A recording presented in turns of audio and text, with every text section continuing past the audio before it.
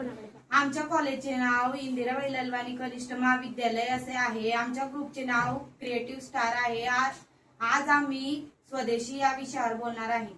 स्वदेशी म्हणजे स्वतंत्र देशाला तयार झालेला एक सेवा आणि विचारांचं प्राधान्य देणे। याचा उद्देश ब्रिटिशांच्या मालांवर ब्रिटिशांचा टाकून स्वदेशी उद्योगांना प्रोत्साहन देणे आणि भारताला आर्थिकदृष्ट्या सक्षम करणे हा होता।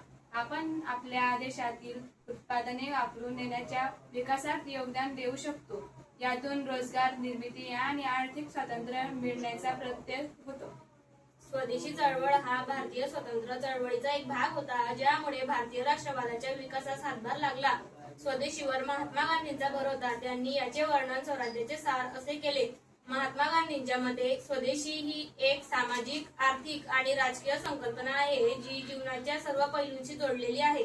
स्वदेशी चळवळीचे अनेक फायदे आहेत, जसे की देशांतर्गत उद्योगांना प्रोत्साहन, रोजगार निर्मिती, आर्थिक विकास आणि स्वावलंबन, देशभक्तीची भावना, परदेशी वस्तूंवर अवलंबित्व कमी होते। आजच्या काळात स्वदेशी अर्थव्यवस्था असा आहे ज्यामुळे देशांची अर्थव्यवस्था अवलंबून होते आणि आत्मनिर्भरता वाढते।